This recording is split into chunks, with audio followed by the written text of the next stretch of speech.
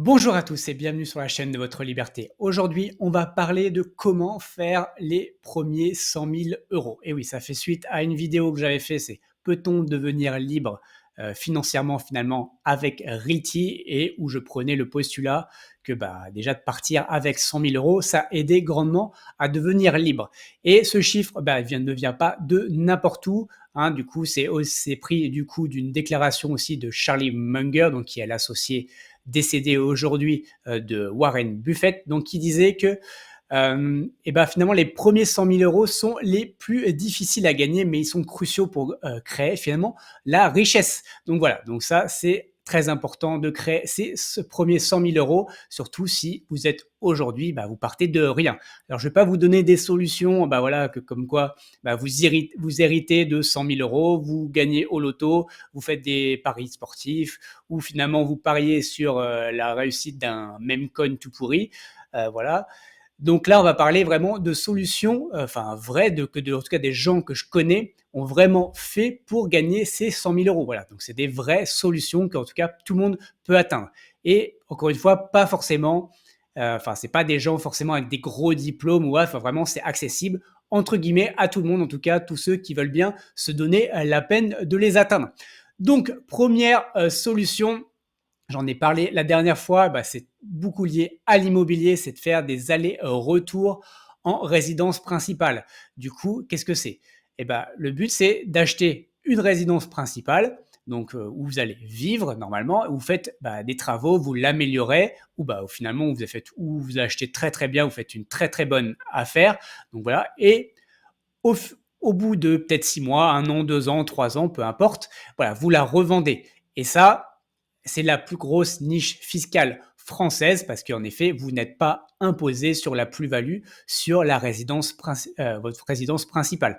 Donc voilà, je connais des gens qui en ont fait 3, 4 comme ça, voilà. Donc tous les 6 mois, vous pouvez en faire une si vous voulez. Donc le but, c'est juste de bien acheter, de faire des travaux, parce que finalement, les gens, ça les fait chier de faire des travaux, et c'est aussi compliqué, hein, c'est vrai. Hein. Au final, au fur et à mesure, il faut trouver l'artisan, il faut savoir ce qu'on fait, on a peur de se faire arnaquer et autres. Donc, une des meilleures solutions, clairement, c'est de faire des allers-retours en résidence principale. Je vais vous donner l'exemple d'un de mes meilleurs potes qui a acheté 2 granges, voilà, un terrain avec 2 granges. Il a commencé à rénover la première, ensuite il a vécu dedans, hop, il a divisé le terrain. Pendant qu'après, il rénovait la seconde, il vivait dans la première. Une fois qu'il a fini, la seconde grange, il vend la première.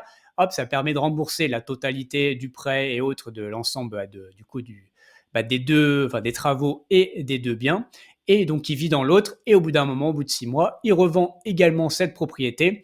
Voilà, après, ça se justifie facilement auprès de l'administration. Hein.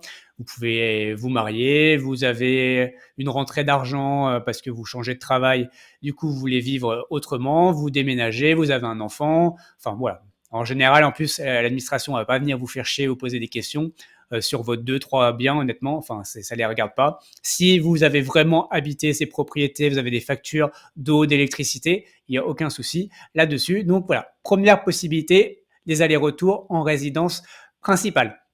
Deuxième solution qui est encore liée à de l'immobilier, c'est faire du marchand de biens. Donc là, voilà, il faut avoir un peu plus d'expérience, mais voilà, c'est aussi une possibilité. Donc, il faut se structurer, il faut se former, mais il y a vraiment, encore une fois, des possibilités de faire beaucoup d'argent là-dessus. Et peut-être, bon, normalement, sur du marchand de biens, il faut avoir quand même un peu de capital de base. Mais bon, voilà, ce qui est possible de se faire en marchand de biens, c'est le but aussi de faire des sociétés, c'est que vous pouvez vous associer avec quelqu'un qui a de l'argent, et vous, vous avez le temps, vous avez les connaissances. Donc lui, il prête l'argent. Vous, après, en fonction de ça, vous vous associez, vous voyez la répartition. Et vous, vous menez les travaux, vous achetez, vous trouvez le bien. Voilà, vous gérez tout ça. Vous gérez la vente aussi. Et au final, après, vous partagez finalement, du coup, les gains, les bénéfices. Et finalement, vous avez commencé à créer vos premiers revenus.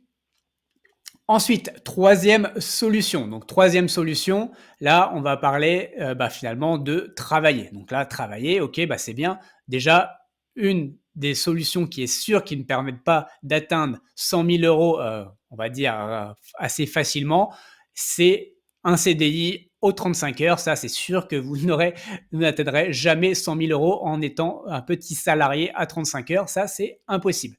Même franchement, même avec des gros salaires, après voilà, hors PDG, hors CEO ou autre, mais même pour un cadre sup, honnêtement, pour gagner 100 000 euros, à part être méga frugaliste, honnêtement, c'est quand même très compliqué. Donc, troisième solution, eh ben, c'est d'avoir limite deux jobs.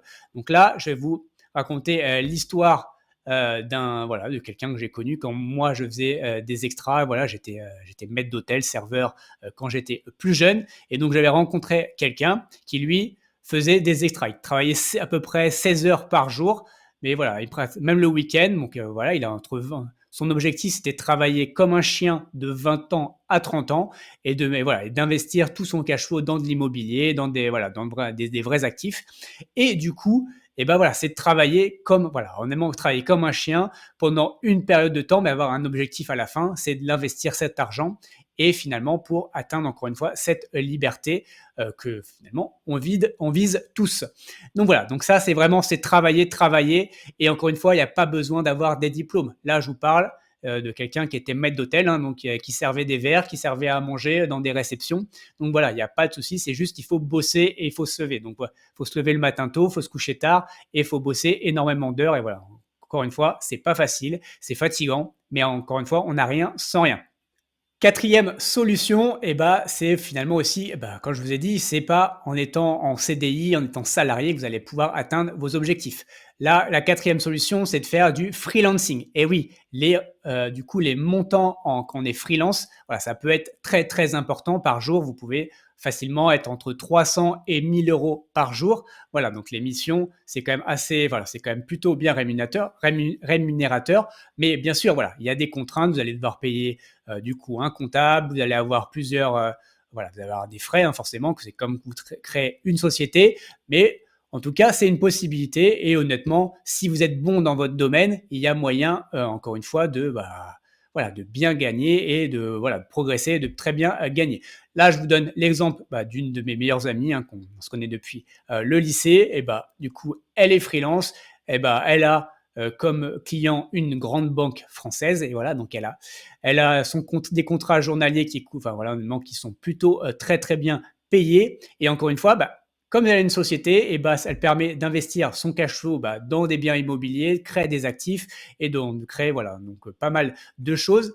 Et donc voilà, donc c'est un des meilleurs moyens. Et honnêtement, voilà, si vous faites même du 600, 800 euros par jour, donc fois 20, 22 en fonction du nombre par mois. Voilà, ça vous donne une idée aussi de ce que vous pouvez atteindre. Alors après, en fonction, vous allez créer une URL ou une SASU, ça dépend aussi du statut que vous voulez, si vous allez vous payer en dividende ou payer en salaire, ça dépend aussi de votre vision, mais voilà, il y a des possibilités assez importantes. En tout cas, vous allez pouvoir quand même du coup créer beaucoup du coup de capital et que vous allez pouvoir réinvestir et finalement atteindre ces 100 000 € en finalement beaucoup moins de temps que si vous vouliez être salarié.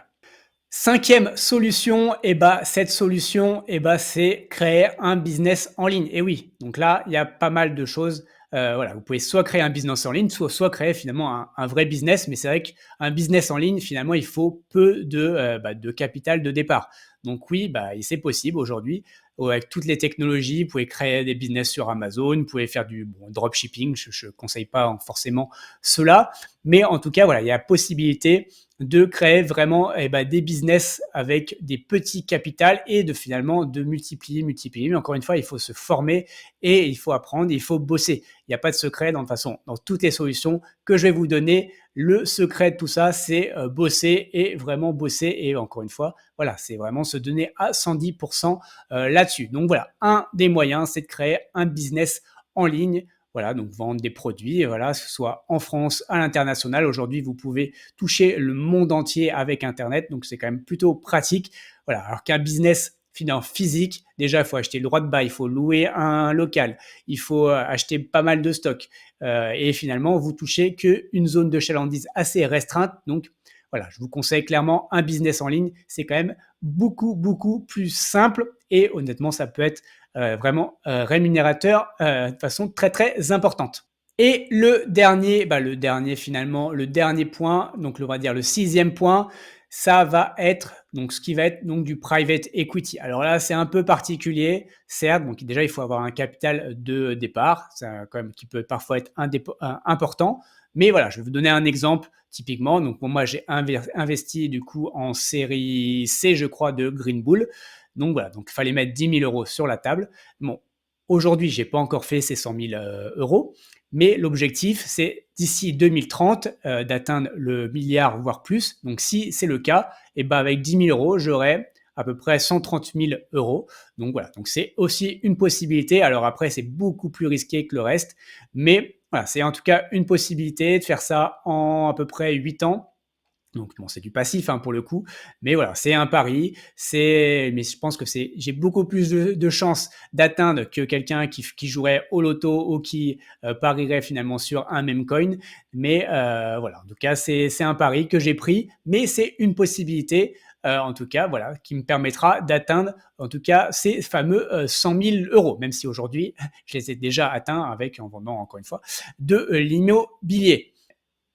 Et voilà, bon, on a fait le tour de les propositions. Dites-moi en commentaire si vous avez d'autres idées. Voilà, enfin, en tout cas, toutes les idées sont bonnes à prendre. Encore une fois, le maître mot, c'est, il n'y a pas de secret, c'est travailler. Voilà, il faut bosser, il faut se sortir les doigts, il faut se bouger le cul. Hein, donc, c'est vraiment une des seules solutions, encore une fois, pour faire ces fameux 100 000 euros. Et surtout, c'est une fois qu'on a fait ces 100 000 euros, ce serait con aussi de tout perdre. Donc, il faut aussi se former pour savoir où les investir, comment les investir, et encore une fois, pour démultiplier finalement les gains par la suite. Allez, c'est tout pour cette vidéo. Pour rappel, tout ceci ne sont pas des conseils en investissement. Mon but n'est pas de vous apporter le poisson tout cuit dans l'assiette, mais de vous apprendre à pêcher. Faites vos propres recherches avant d'investir votre argent. Allez, on se voit dans une prochaine vidéo. Ciao!